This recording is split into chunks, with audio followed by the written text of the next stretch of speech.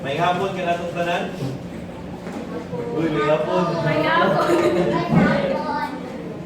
Welcome to our worship service once again sa Apologia Gospel Church, and we are happy for the last 5 months na nag-gather together. The Lord has done many wonderful things, no?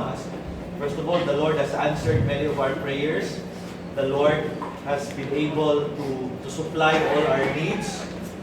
May daghang mga challenges, mga problema, but the Lord has found us worthy only by His grace sa paghatag nato og daghang mga ministries. Ang mga kababayan nato, mga women, mga ladies, has been meeting every week for the last 5 months. So we invite you to join. Of course, if you are a lady, you are welcome. Every week, I think every Friday night. We also have a theology night. If you want to go deeper, in the study of the Word, every second and fourth Saturday night we meet. If you are interested, we have just completed studying the Gospel of Mark, and moving forward, we'll have another topic. Every second and fourth Sunday night, na po tayo Bible study. So if you are available, I think tonight na Bible study 6 p.m. at Park Mall. So every second and fourth Sunday night. The Lord has blessed us with also doing evangelistic ministries, no, sa Tabuk, Mandawi. So yesterday, every Saturday we meet with them. Last gapon, around 70 to 80 people attended. I know the Lord is doing great things, no, sa mga kinabuhi nining mga tawhana, and who knows, in the near future we'll have another group, maybe another church plant dito.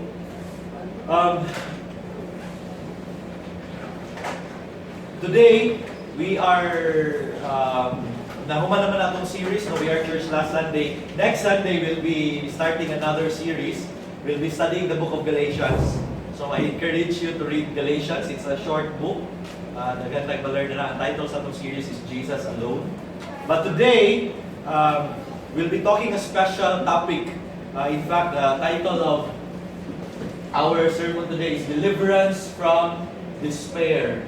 God in times of discouragement. So, if you have your Bible with you, please open it to Psalm chapter 77. Atong basahon niya ang Psalm chapter 77. All 20 verses. Ito kaya ang book of Psalm. It's a very it's a book of songs. It's a book of emotions. It's a book of worship. And Psalm chapter 77 talks about a person when someone can encounter without mga discouragement or mga problems or suffering and despair, distress. So, nahatag ma-learn na ni this afternoon. Psalm chapter 77. To the choir master, according to Jeduthun, a psalm of Asaph. Psalm 77. I cry aloud to God, and He will hear me. In the day of my trouble, I seek the Lord. In the night, my hand is stretched out without wearying. My soul refuses to be comforted. When I remember God, I moan. When I meditate, my spirit faints. You hold my eyelids open. I am so troubled that I cannot speak. I consider the days of old, the years long ago, and I said, let me remember my song in the night. Let me meditate in my heart. Then my spirit made a diligent search. Will the Lord spurn forever and never again be favorable? Has His steadfast love forever ceased? Are His promises at an end for all time? Has God forgotten to be gracious? Has He, in anger, shut up His compassion? Then I said, I will appeal to the years of the right hand of the Most High. I will remember the deeds of the Lord. Yes, I will remember your wonders of old. I will ponder all your work and meditate on your mighty deeds. Your way, O God, is holy. What God is great like our God? You are the God who works wonders. You have made known your might among the peoples. You with your arm redeemed your people, the children of Jacob and Joseph. When the waters saw you, O God, when the waters saw you, they were afraid. Indeed, the deep trembled. The clouds poured out water. The skies gave forth thunder. Your arrows flashed on every side. The crash of your thunder was in the whirlwind. Your lightnings lighted up the world. The earth trembled and shook. Your way was through the sea, your path through the great waters. Yet your footprints were unseen. You led your people like a flock by the hand of Moses in the air. Oh God, Father, you led your people like a flock, where a shepherd was. So as we study your word, Lord God, we pray now, we will see ourselves. We will see, Lord, our suffering, our discouragement, our despair, and yet see your great hand in our lives.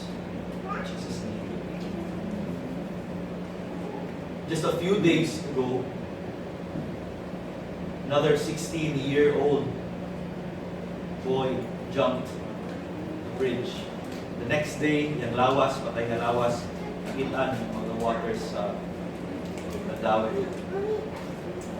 16 years old, lalaki football player, enrolled in studying in one of the most reputable high school in Cebu. A few weeks ago, another person jumped in the bridge. Just this year alone, tens of people already jumped the bridge. And the reason? Depressed. Eye problem, family problem, financial problem, heart problem, all sorts of problem. And sometimes, when kumaminaw ta sa balita, when we read the news, sometimes in Facebook, sometimes we have that tendency without to laugh at it, or murag ato bitang punan ang pain nga, ano ba na sila may gamay problema, kulayat ng dayon sa bridge. And then, as a result, the local government posted mga police sa bridge. Just a few days ago, another woman attempted to jump the bridge. Nagalit na yung mga police, so nagpantay bitaw. This experience, this news is telling us the reality nga many people have different response when it comes to problems, di ba? Naiuban, kung naay problema sa may buhaton, makaulog daghan. Naiuban, if naay mga muaging na dagkong nga problema, ma-depressed, tanaw sa liga, mag-marathon, movie marathon. Naiuban, sa may naiuban mong involved with sports. Naiuban, magsuri-suroy. Some would call their friends, some would resort to music, and there are so many ways to cope up with problems. Ako ba, unfortunately, would just sleep and not talk to anybody. Kung dili ka na itong ilang dibdibon dyan pag-ayo, to the point nga makaingon ka ma-depressed din sila. Reality is, problems and trials and pain and suffering in this world, they are something na dili siya exempt, okay, for us. All of us undergo all sorts of problems, pain, suffering, sickness, trials, discouragements. And today, that's our title this afternoon, Deliverance from Despair. It tells us as Christians, we are not special in such a way nga exempted na sa tanan ng mga suffering and all of these emotions, negative, bitter emotions nga atong ma-feel. In fact, in the Bible alone, a host of biblical characters also experience this kind of depression or discouragement. Diba? Like for example, Job. You know what happened to Job, diba? When he lost all his assets and properties, when he lost all his children, and ang nahibilin sa iyang wife, but then yung wife is forsake siya. And then Job experienced that physical suffering. What did he say? He says, "My days are swifter than a weaver's shuttle and come to their end without hope. Remember that my life is a breath, my eye will never again see good." He was so hopeless na siya nga murag wala na jud makit ang maayo din sa kinabuhi. Moses, when Moses, after a miraculous redemption and rescue of Israel, what did he say? in Deuteronomy, he says, how can I bear myself the weight? Iyang na-feel ang kabugaton sa dako nga responsibilidad of taking care millions of people. And he says, how can I do this? How can I bear this weight? Elijah, the prophet Elijah, you know what happened to Elijah, di ba? He's a great prophet of God, and yet, at one point in his life, he asked God that his life be taken away. Di ba? He asked that he might die, saying, it is enough, Lord, take away my life. For I am no better than my fathers. So this suicidal thought came into Elijah, thinking, Lord, may pagmamatay na lang ko. Nga niya ang ako ang magian. King David, at one point when he was sinning, na siya dako nga sala, iyang gitago ang sala sa iyang kasing-kasing, he says in Psalm 32, my bones wasted away through my groaning all day long. Ang iyang na-feel, di lang kay na-feel niya sa iyang kasing-kasing, kundi ang kasakit iya nang nabati diya sa iyang mga bukog, sa iyang kunod. His body is also giving away and experiencing that kind of pain.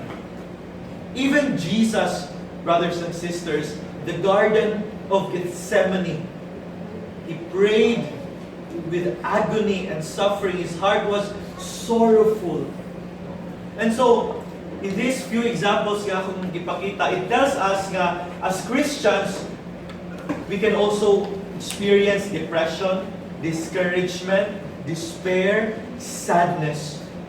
We are in a company of believers who also undergo the kind of suffering.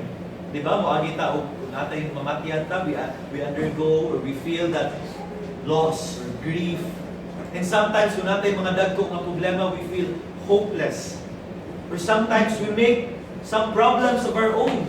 We feel insecure. We feel fear.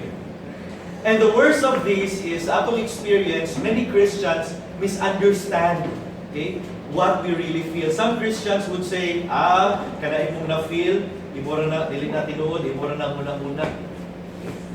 Some people would say, good Christians don't get discouraged or don't get depressed. Some would even say, kana imong na-feel ba? Sayop ba yan? It's a sin. Discouragement, depression, that's sin. So repent. Some would even say, hindi mo na na-feel because you lack faith. You need more faith so that you will not feel that way.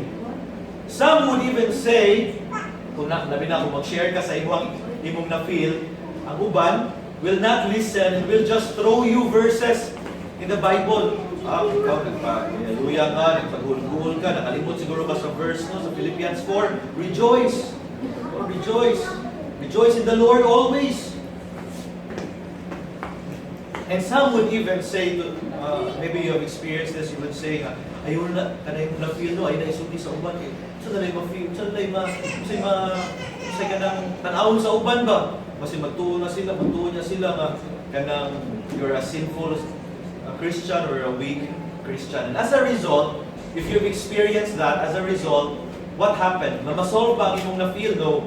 What happens is, it's either mag-pretend ka na okay ka, although dili ka okay, or imong i-push deep to your heart ang imong na-feel all of that negative emotions. And what happened is, magpundo siya tanan sa imong kasing-kasing. Accumulate siya, bisag gagmay lang mo tato nga mga sadness and depression, that because wala imong ipagawas, it all piled up, nagpundo siya sa imong kasing-kasing. To the point ka, kung na'y mahitabo sa imong kinabuhi, dali na kayo ka give up. Today, we're going to look at these situations and answer the following questions as we look at Psalm chapter 77. Is it normal to experience discouragement or depression? Is it okay to express these feelings? And sa atong mga maagian niini nga mga problema, where is God? Where is God in the day of our trouble? Where is God when I feel so down and discouraged and so sad? And what must I do to rise above what I feel now? So atong abdihon balik ng atong Biblia, and dito nag-start sa verse 1, no? Psalm chapter 77. So if you notice, Psalm chapter 77 was written by Asaph. Okay? It's a Psalm of Asaph. Dili kay sikat si Asaph, no? In the book of Psalms, 150 Psalms, ang uban nagsulat niya si David, usually si David atong naintindihan kaya nagsulat sa Psalm. Si Asaph is also a musician during their time, and he's assigned in the temple, and he wrote 12 Psalms, chapter 50, chapter 73 to 83. So he wrote 12 Psalms, gamay lang siya nasulat, but he's also a musician. And being a musician, he's also a public figure. Not just a temple and ministering to the people through music. So amazing, no? When you are singing the song, when you are leading music, when you are playing the guitar, or you are teaching people how to sing, you're also teaching people about God. Diba? Na yung mga tao nga bisag kanang si tawag ani sa paminaw sa wali, pila na ka tuig, pila ka semana, wala jud masud sa ilang huna-huna. Pero makadungog lang sila sa usa ka kanta. Murag makasabot na dahil sila tanan, no? No, bisag unsa may balitok sa magwawali diri. Usay na yung mga tao wala lang. Pero when they hear songs, when they read the book of Psalms, it speaks to them. Usahay that's why the book of Psalms is here, because some people, lahi ang ilang way of understanding and receiving the word of God is through music. Especially Pinoy.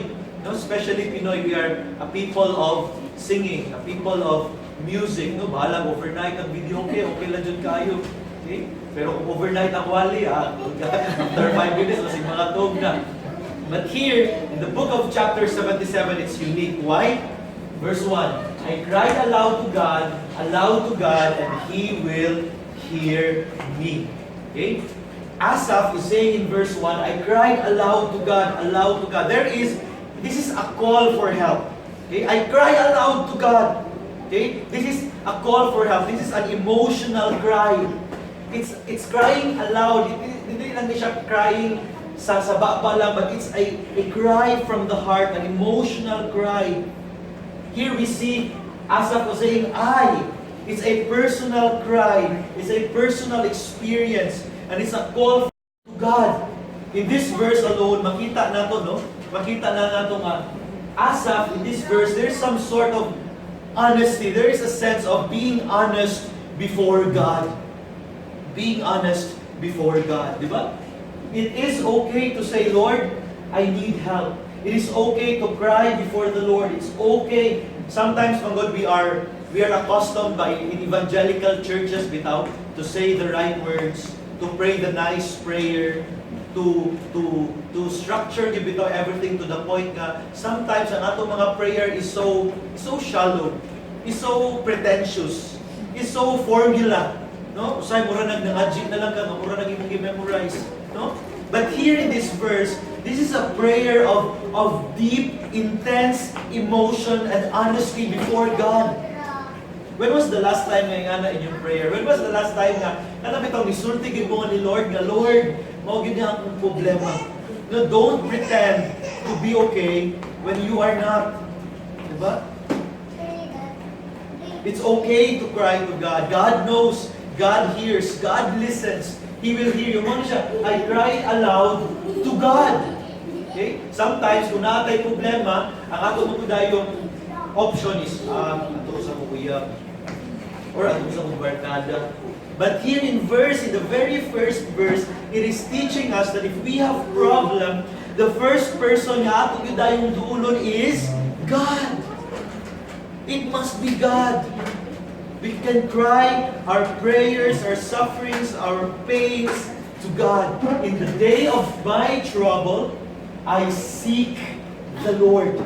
No? Wala siya ningon, in the day of my trouble, I post something in the Facebook. Okay, nga na ba laging problema, post dito sa Facebook.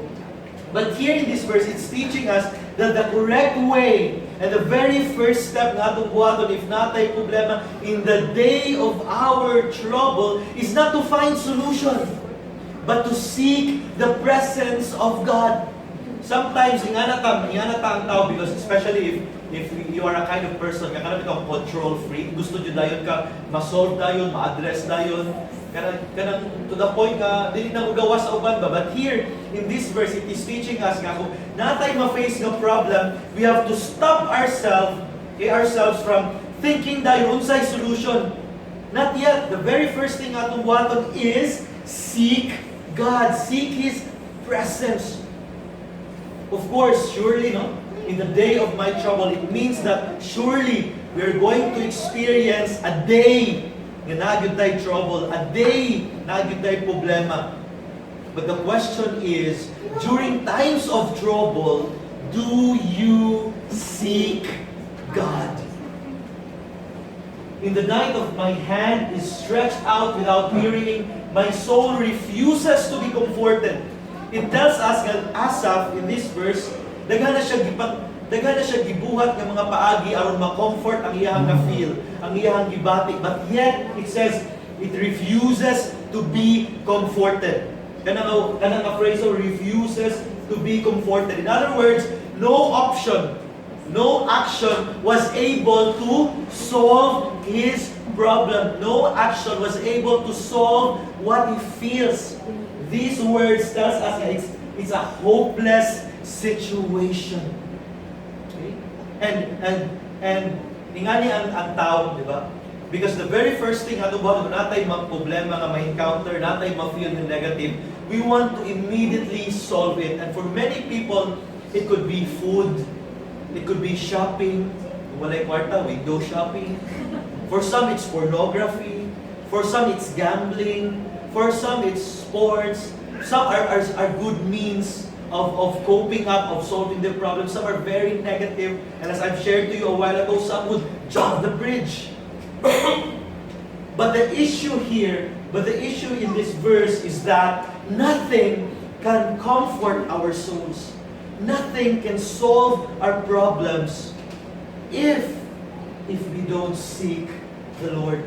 Here in this verse, makita natin ang very emotional struggle and experience na na-feel ni Asaph. His hand was all night stretched out. Yet nothing seems to work. You know, especially as Christians, this is not just something song lang or symbolic lang. Even as Christians, we are not exempted to experience pain, suffering, depression, discouragement, trials in this life. Philippians 1:21 says, "For it has been granted to you that for the sake of Christ, you should not only believe in Him, but also suffer for His sake." It is granted to you that you suffer for Christ. So this is not something sa imulang past life, para lang sa mga weak Christians, para lang sa mga unbelievers. Especially us Christians, we are granted suffering in this world. Verse 3, "When I remember God, I moan. When I meditate, my spirit faints." Look at, tanawa, he meditates. He remembers God. He meditates, yet the feelings don't go away. He remembered God, yet he recognized na siya yung aning mga feelings. Wala siya nag-pretend. Wala siya nag-pretend nga, okay, I remember God, I'm happy now. Even if he remembers God, even if he meditates, still, he moans, still, he faints, still, he undergoes and experiences that kind of trouble and despair in his heart. Verse 7, and this is something very honest, no, from Asaph. He says, "Will the Lord spurn forever?" Ako bisahon sa Bisaya. Verse 7, "Isalikway ba ako sa Ginoo hangtod sa kahanturan? Dili na ba gayon siya mahibuot kanako? Wala na ba siya mahigugma kanako? Dili na ba niya tumano ng iyang saad? Nalimot na ba ang Dios sa pagkaluoy? Gipulihan ba sa kasuko ang iyahang kaluoy?" Look at those questions. Those questions, for some people, especially in churches, sometimes, as I've said, we pray here, we pray as if everything is nice, and we have to pray the nice words lang, or else maminaw ang Ginoo. But in these questions, he's asking God, he's asking, "Lord, do you hate me? Will you spurn me forever? Imo na ba akong i-reject? Wala na ba ka nalipay na ako? Wala na ba ka nahigugma ka na ako? Asa naman imong mga gisaad ka na ako? This is not blasphemous words. This is being honest to God. And God honors anyone who is honest to Him. It is okay to ask God. It is okay to express your doubts, your feelings, your hatred, your fear. It is okay to feel broken and recognize that you are broken. Look, what is not okay is when you pretend that you are okay when you are not. Okay? It's never okay to pretend before the Lord. Kaya bitong, siguro mailad din mo ang pastor, ang mga Bible study leaders, ang mga exoni, mailad din mo nga happy ra kay nindot kay ka-smile, pero si Lord, dili din mo mailad. And therefore, it is not okay when you pretend that you are okay when you are not. What is not okay is when you know you are not okay, but you don't go to God. And that's worse. When you know in your hearts that you are not okay, and number one, you pretend that you're okay, and number two, you don't go to God to tell Him that you are not okay. This is Joni Erickson Tada. Joni, when she was 18 years old, i-dive siya, okay? I-dive siya sa usa ka water na shallow ra day kayo, okay? And as a result, she was paralyzed from shoulders down. Buhit man niya, no? Iyang condition is called quadriplegic or tetraplegic. It's paralyzed from shoulders down. Immediately, being a good Christian, a good daughter, a good friend. And after that accident na iyang na-encounter when she was 18 years old, she immediately experienced depression, despair, hopelessness, suicidal thoughts, religious doubts. He experienced all of that kind of feeling. Yet after some time, she recognized that only God can help her. She trusted God continually, slowly, dili siya overnight, and yet God helped her to begin to rise from her situation. After a few weeks, she learned painting using her mouth, of course, mo yung gunit sa iyang brush. After a few years, she began to write books, even made some musical record. You can look at YouTube and look for testimonies and videos. She wrote a book, an autobiography.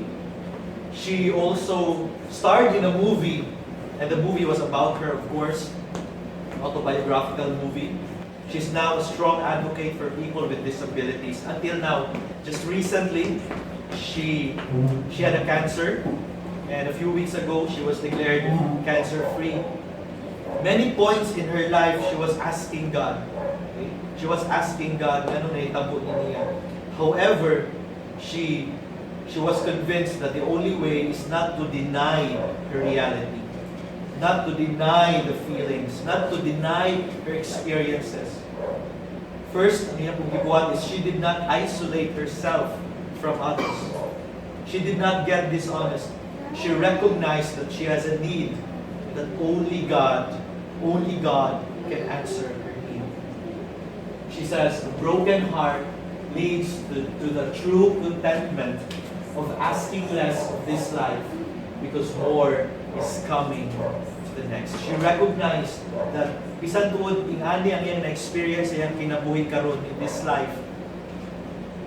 But yet, she was convinced that she could not ask. She was content that she could not ask for more in this life because she knows that what's coming in the next life is more. She also says, sometimes God allows what He hates to accomplish what He loves. Sometimes, ako i-repeat na, sometimes God allows what He hates to accomplish what He loves. Maybe it pains you na you are undergoing nga mga kalisod sa kinabuhi. I'm telling you, God is also feeling that pain with you. God is not happy looking at you, undergoing all those suffering, but yet He knows that through your suffering, He is accomplishing His will for you. James 1:2-4 says, "Count it all joy, my brothers." So James chapter 1 verse 2. "Count it all joy, my brothers, when you meet trials of various kinds. For you know that the testing of your faith produces steadfastness." Count it all joy. Consider it joy. Na kay nagian nga mga lisod sa kinabuhi, then consider it joy. Because through these trials, it will make you steadfast. So the first lesson here is called to God for help. Do we want deliverance from our despair, from our discouragement, from our depression? It is not okay to pretend. Ang muna natong buhaton is to call for God to help. Next, verse 4. "You hold my eyelids open. I am so troubled that I cannot speak." Asaph continued to describe kung unsa iyang, dili lang unsa iyang na-feel, kung dili unsa pa iyang na-experience in going through this kind of depression and discouragement. So inahitabo niya sa verse 4, sleepless nights. Crying, and sometimes crying with no words that can explain. For sure, naka-experience na mo na, no? The night when, kanabitang, kanailang isulti bitang it's morning the night, kanang gabi na kayo, pero siga pagyapon ninyong mata, walang tapo ninyong kape, and you're just so sad and so depressed and so confused where to go, how to handle this situation. And in this situation, Asaph says, "Ako po, I hold my eyelids open. I'm so troubled that I cannot speak." That what did he say next? He says in verse 5, "I consider the days of old, the years long ago. And I said, let me remember my song in the night. Let me meditate in my heart. Then my spirit made a diligent search." Did you notice? Yan na si Asaph. "I will consider, and then I will remember, I will meditate, I will make a diligent search." Verse 10, "I will appeal to the years of the right hand of the Most High, and I will remember the deeds of the Lord. Yes, I will remember your wonders of old. I will ponder all your work and meditate on your mighty deeds." Remember these words. Remember, meditate, diligent search. I will appeal.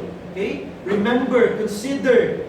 These are words that describe a mental task, a call to think. Because no matter what you feel, do not forget to think. Sometimes na-famous na quotation na or cliche nga, mabitaw inyong utok ibutang sa babaw, yung kasing-kasing nasa ubos. Aron ang imong utok, mo'y mo dictate sa imong kasing-kasing, dili imong kasing-kasing, mo'y mo dictate sa imong utok.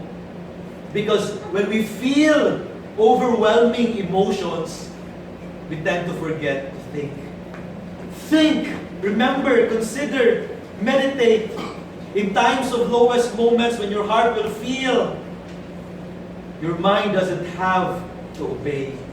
When you feel down, your mind can rise above what you feel. Direct your mind to someone else. Direct your mind to God, to the years, to the right hand of the Most High God.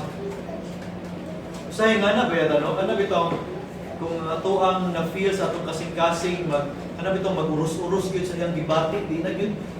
Wala. Tanan imong ginahuna, nonsense, illogical. No? And this is very true when you are so much, madly, deeply, truly in love. Diba? Tanang mga logical nga mga reasoning sa imong una-una, wag tang. Because it's what I feel. And we are sometimes taught that what you feel is always right. Okay? And sometimes we believe that when you feel that, maybe it's good, it's correct. However, it's not true always. Okay? What you feel is valid. What you feel is real. Okay? However, it doesn't have to dictate what you do.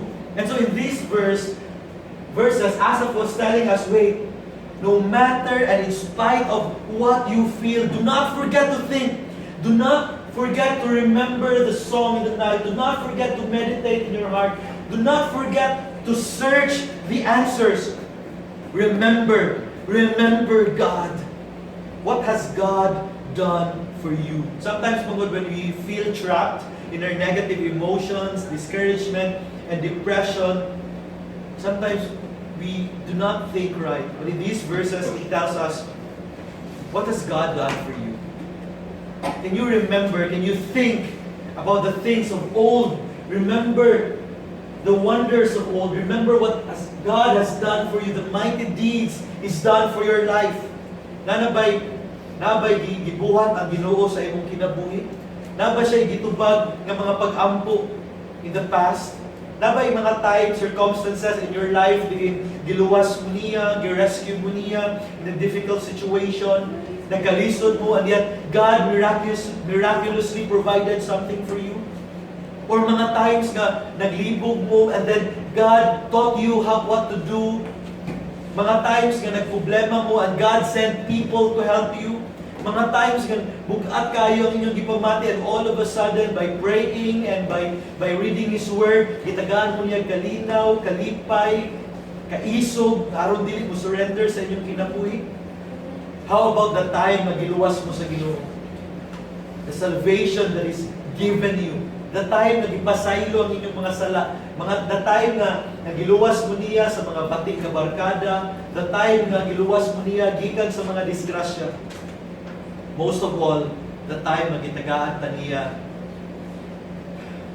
sa nindot kayong nakaluwasan. You know, my favorite song, my most favorite song is a simple song that's titled, Thank You, Lord. Ba mo na ang song, Thank You, Lord? Thank you, Lord, for saving my soul.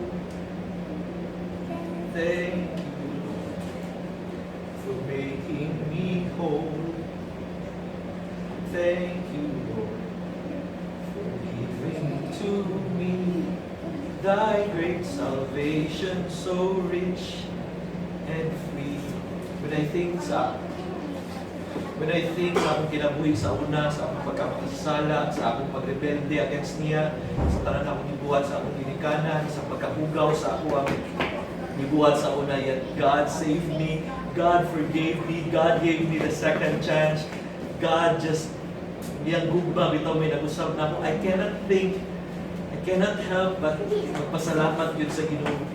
It's not an assurance na wala na ko'y problema, wala na ko'y nasakit, wala na yung mga challenges or perfect na ko sa akong kinabuhi. Yet, it reminded me kung yun sa akong pagmahal, pagpangga sa Ginoo. To the point nga kahibaw ko nga bisan unsay akong maagian sa kinabuhi, di jud ko pasagdan sa Ginoo. As he promised, I will never leave you nor forsake you. There's also a song, di ba?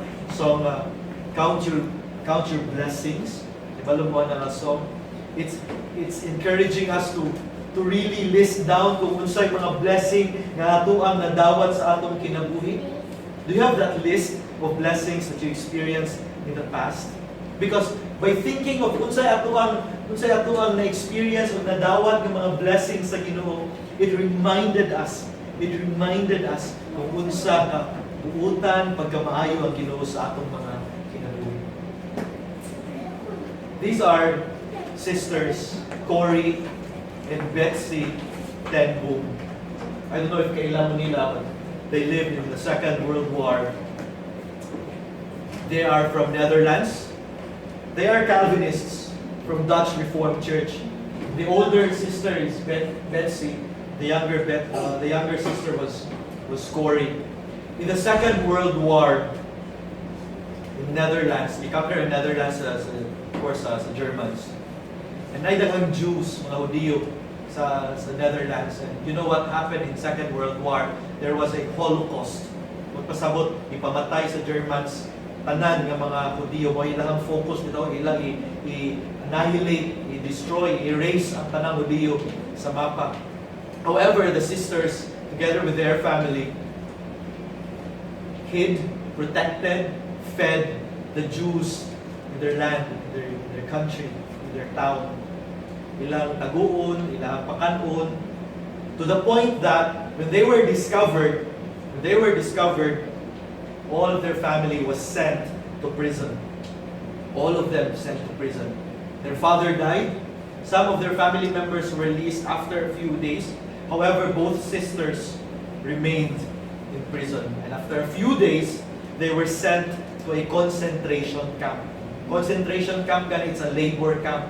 Limited in food, water, walang may kaligo, and all you do whole day is just do hard work. And they're tortured, heavy loads of work, limited food and water, physical danger, emotional and mental distress. After a few weeks, Betsy, young health deteriorated and she died in 1944, at the age of 59. That Second World War, wala pa yung natao na doon, no? 15 days later, ang manghod niya si Cory was released by error. Okay? By error. She was released by error. There was some clerical error. Na-appeal siya sa list. Na-release siya. After a few days, all of them in that prison were sent to gas chamber and died miraculously because by error, nagawa si Cory. She experienced freedom. She lived after World War II. In fact, she reached the age of 91. She died on her birthday. And after suffering a third stroke, Betsy once famously said, "There is no pit so deep that God is not deeper still." Betsy reminded us, whatever you feel, whatever you're going through right now, whatever trials nga na yung nagyan karon sa imong kinabuhi, God is there. God is with us in times of our despair. He's proven Himself to us in the past. God is faithful, it is true. He will never leave us. He will never forsake us. So therefore, as we call to God for help, let us remember what God has done. And lastly, do not forget to worship God in times of despair. Do not forget and do not fail to worship God no matter what you feel. So how do we worship God? Verse 13, "Your way, O God, is holy. What God is great like our God? Know the true God." Know the true God. This is very fundamental. Kaya bisag unsay ato ang bation, unsay atong maagian sa kinabuhi, it's very important that you know who the true God is. That who truly God is in your life. Concentrate on God. Know who God truly is. But the question is He the God of your life? Kailan ba mo sa Ginoo? Is there, it says here, no other God is like Him. Verse 14, "You are the God who works wonders. You have made known your might among the peoples. You with your arm redeemed your people, the children of Jacob and Joseph." It tells us to recognize what God has done for you. So when we worship God, we have to know kung kinsa gyud ang Ginoo, and at the same time, we have to know what He's done in our lives. Recognize that, recall that. Diba there is a song, a hymn, one of our favorites, entitled "Great is Thy Faithfulness." Great is Thy faithfulness, O God my Father. There is no shadow of turning with Thee. Thou changest not, Thy compassions they fail not. As Thou hast been, Thou forever will be. If you know that God is faithful in your lives, ma-assure you that God will always remain no matter what. When the waters saw you, O God, when the waters saw you, they were afraid. Indeed, the deep trembled. The clouds poured out water, the skies gave forth thunder. Your arrows flashed on every side. The crash of your thunder was in the whirlwind. Your lightnings lighted up the world. The earth trembled and shook. In other words, magnify God. In times of our trouble, do not magnify your circumstances. Ipadako ang Ginoo. God is greater than nature. God is greater than our problems. Diba? Sometimes we see that we have big problems. And the only way to conquer it is to recognize that we have a big God. Okay? Diba? We have a big God. Sometimes we say, Lord, we have a big problem. Sometimes the only way to counter that is to tell your problem, I have a big God. Your way was through the sea, your path through the great waters, yet your footprints were unseen. Look, tanawan din ang kining verse. Your way was through the sea, your path through the great waters, nagkikibuhat ang Ginoo, yet His footprints were unseen. Trust God. John Piper once said in a sermon, God is always doing 10,000 things in your life, and you may be aware of 3 of them. Sa hindi na ito makita si Lord ba? Na mo na din niyang gibuhat sa atong kinabuhi bitaw. He's doing 10,000 things at the backstage, and all we can see sometimes is just one. Sometimes ang ato lang na-experience, isa lang. But yet, all throughout the day, God is doing thousands of things because His footprints were unseen. Trust God. You led your people like a flock by the hand of Moses and Aaron. God is leading us. He is our shepherd. Diba, one of the most famous chapter in Psalm is Psalm 23. It says, the Lord is my shepherd. I shall not want. I need. God is leading us. God is our shepherd. As our shepherd, dili ta niya pabayan, dili ta niya pasagdan, dili niya i-allow na nay mahitabo sa atong kinabuhi nga wala sa iyaha nga controls. So as we worship God, we follow Him because He is our shepherd. To know the true God, recognize what God has done for you, magnify God, trust God, and follow God. Why? Corrie ten Boom once says, God has no problems, only plans. God has no problems, only plans. Kung sa may atong naagian karon, rest assured that's not a problem in the eyes of God. God allowed it. God permitted it because He has some plans for us. Therefore, do not give up. Do not give up. Continue to hold on to God. Psalm 34:18, the Lord is near to the broken-hearted and saves the crushed in spirit. Di ba amazing, no? The Lord is near to the broken-hearted. When you are broken-hearted now, it's the perfect opportunity for you to experience the presence of God. Psalm 147:3 heals the broken-hearted and binds up their wounds. Are you in despair? Are you in discouragement or depression? Call to God. Remember Him and worship Him. He is near. He is with us. He is in us. He will never leave you. He will never abandon you. Let us pray.